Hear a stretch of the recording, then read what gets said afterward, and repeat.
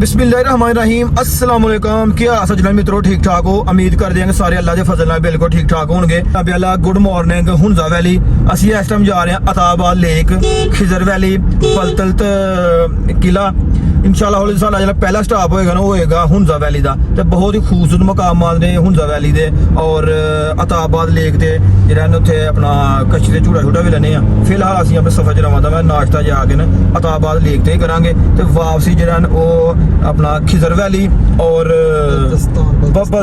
बलतस्तान किला जिन्हें एक बंदे ने अपनी बेटी की मुहब्बत बनाया सी वो इंशाल्लाह जरूर तुहानूं विखाया जाएगा। बहुत ही खूबसूरत वादी है तो वीडियो नाल एंड तक वॉच करियो और तुहानूं जरूर इंशाल्लाह मजा आएगा। फिलहाल तुसीं दरिया कनहार दा नज़ारा चेक करो। सारा शीशा बंद करना ते दो जिद्दू दी अखां बाहर निकल जाण बस अगे सब कुछ नजर बिल्कुल आंदा हुंदा ना बारी नाल ही लगदा यार मैं ना इस तरह दा व्यू किस तरह हो सकदा है।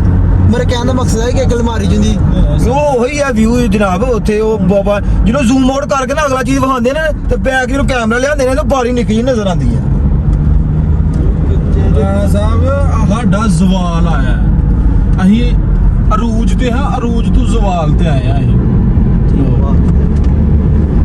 नहीं तो सारिया चीज़ां मुसलमान सियासतदान याद करने वाले ने बिल्कुल जी गल है जनाब। एक मुकाम ते गड्डी खड़ी की है सामने बोर्ड लगा पाक चाइना फ्रेंडशिप ते भाई जी ने कह रहे हैं दोस्त कह रहे हैं कि यार कहते सैल्फी वगैरह ले लीए पिक्चर ले लीए एक तो पाक चाइना दोस्ती की जैसा कि सामने लिखा हुआ है जनाब लॉन्ग लाइफ पाक चाइना फ्रेंडशिप। अताबाद लेक तो 5 किलोमीटर पहले ये टनल आंदा है। इस टनल की लंबाई 3.5 किलोमीटर है जिहड़ा असीं तकरीबन 1 मिनट ते 54 सैकंड दे विच सफ़र ये तय कीता सी। उस तो बाद अताबाद लेक का एरिया शुरू हो जाता है। जनाब अताबाद लेक का ना पहला कह लो कि एक आ गया सीन नज़र आगे फिर टनल आ गई है। लो जनाब साडा पहला जिहड़ा स्टे है पहला साडा देखने वाली एक्सप्लोर करने वाली जगह अताबाद लेक ते पुज आए हैं। यह जनाब सामने अताबाद लेक है और इत्थे लोग बस इनू व्यू करने वास्ते देखने वास्ते आते हैं कि इत्थे कश्तियाँ जनाब लगियां ने देखो मोटरसाइकिल कश्तियाँ झूटे लैने वास्ते ठीक है। यह चीज़ किसी देखने आते हैं ज़बरदस्त किस्म की जनाब अताबाद लेक है सारी।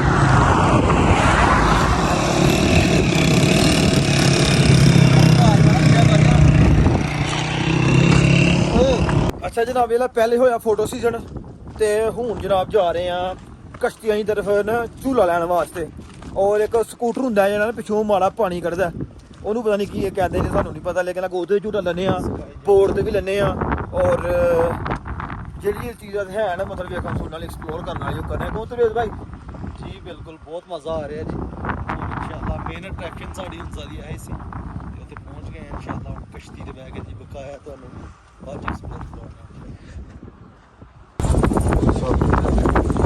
केले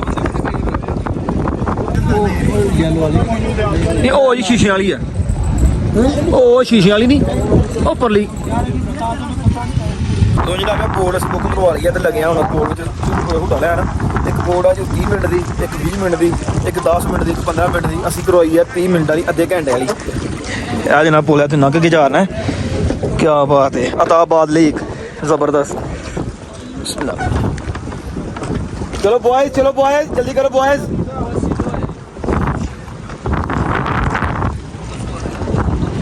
ये जैकेट तो 2 जैकेट अच्छा कि या अदरक पालो या जैकेट और कलर का दो जग पीला तो पीला ओ दिया है जबरी ओ नहीं वाला दे चलो बॉयज जल्दी करो यार जल्दी करो।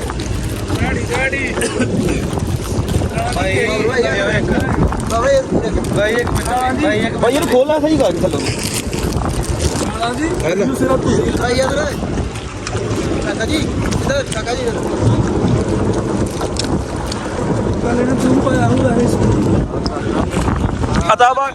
अताबाद लेक जनाब नाल बिस्कट जा रही है ते नाल लगे जनाब वाला बोर्ड ते झूटा लैन नाश्ता करने वाला। कोई खाना कोई खाता है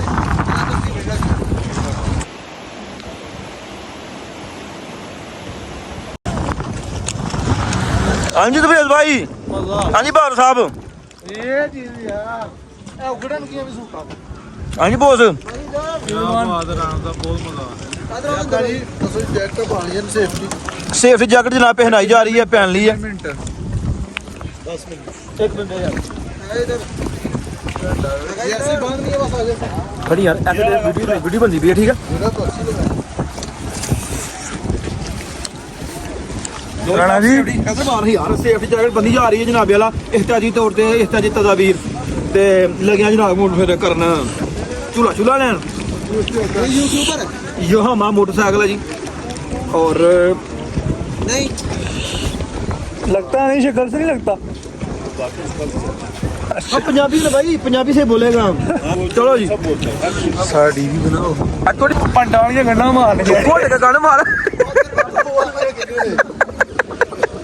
वो तेरा गंदा हो गया पंगा लो जी जी एक तस्वीर होनी यार ना पालियां ने सारे मैनू अपना कच्चा भाई का तबला पाया ड्राइव सानू करन दो लगियां बहुत जितनी ड्राइवरी इस कर पहला एक्सपीरियंस रहा जनाब ਯਾਰ ਅੱਲਾ ਦੀ ਕਸਮ ਹੈ ਉਹਦੇ ਪੁੱਛੀਆਂ ਦੇ ਉੱਤੇ ਬਹਿ ਕੇ ਲੈਣੀ ਚਾਹੀਦੀ लो जनाब मेरा बोर्ड जी ना रेडी हो गई है बिल बोर्ड स्टार्ट हो गई है तुरना शुरू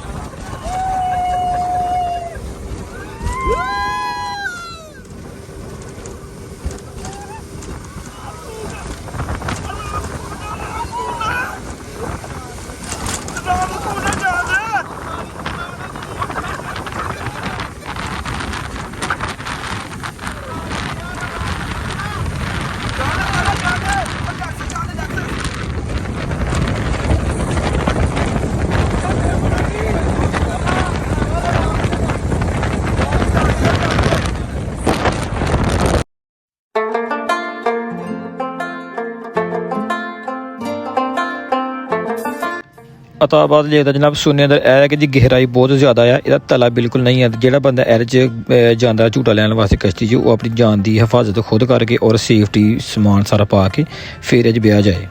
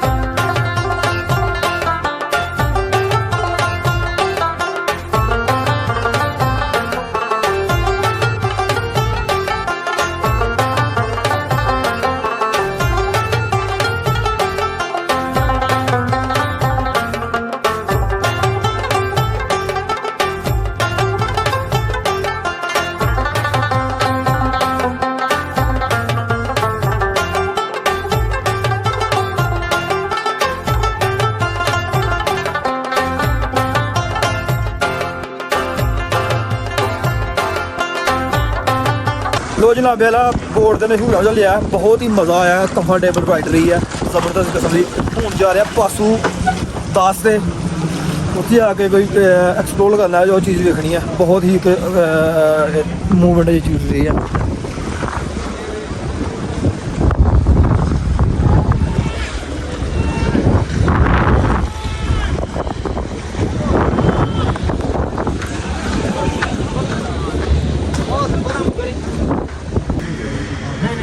नवे आए हैं जी शॉप ते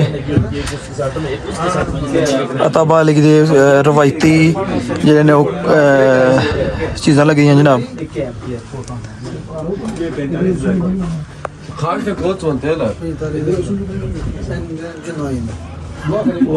गाना सुने दिल पित्तल ये भी पित्तल का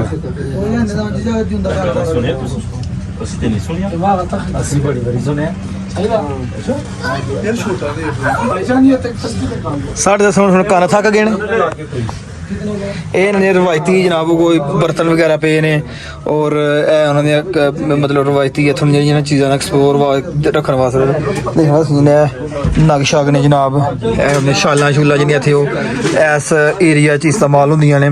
ਠੀਕ ਹੈ, ਇਹ ਮਾਰ ਖੋਰ ਜੀ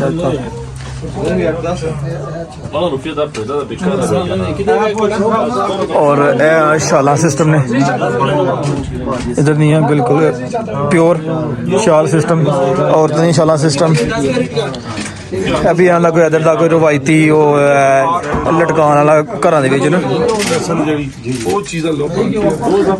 भाई कि ठीक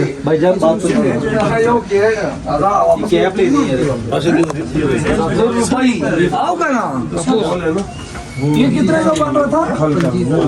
ये वाइट वाला कितने का था? ये 2000। ਅਤਾਬਾਦ ਲੇਕ ਤੋਂ ਬਾਅਦ ਜਾ ਰਹੇ ਹਾਂ ਜਨਾਬ ਹੁਸੈਨੀ ਬ੍ਰਿਜ ਦੀ ਤਰਫ। ਜਿਹੜੇ ਲੋਕੀ ਅਤਾਬਾਦ ਲੇਕ ਤੇ ਆਉਂਦੇ ਨੇ ਹੁਸੈਨੀ ਬ੍ਰਿਜ ਨੂੰ ਜ਼ਰੂਰ ਵਿਜ਼ਿਟ ਕਰਕੇ ਜਾਂਦੇ ਨੇ। ਅਸੀਂ ਵੀ ਅਤਾਬਾਦ ਲੇਕ ਤੋਂ ਬਾਅਦ ਹੁਸੈਨੀ ਬ੍ਰਿਜ ਤਰਫ ਜਾ ਰਹੇ ਹਾਂ। ਇੱਕ ਲੱਕੜ ਦਾ ਪੁਲ ਬਣਿਆ ਹੋਇਆ ਹੈ, ਇੱਕ ਸਾਈਡ ਤੋਂ ਦੂਜੀ ਸਾਈਡ ਤੇ ਜਾਣਾ ਹੁੰਦਾ ਹੈ। ਇਹ ਤਕਰੀਬਨ ਲੰਬਾਈ ਹੈ ਤਕਰੀਬਨ 50 ਫੁੱਟ ਦੀ। ਇਸ ਪੁਲ ਨੂੰ ਪਾਰ ਕਰਨਾ ਬਹੁਤ ਹੀ ਵੱਡੇ ਜਿਗਰੇ ਵਾਲੀ ਗੱਲ ਹੁੰਦੀ ਹੈ। ਇਹ ਇਨਸ਼ਾਅੱਲਾ ਨੈਕਸਟ ਵਲੌਗ ਵੀ ਦੱਸਿਆ ਜਾਏਗਾ। ਫਿਲਹਾਲ ਅੱਜ ਦਾ ਵਲੌਗ ਕਰਨੇ ਇੱਥੇ ਖਤਮ। ਓਕੇ, ਅੱਲਾ ਹਾਫਿਜ਼।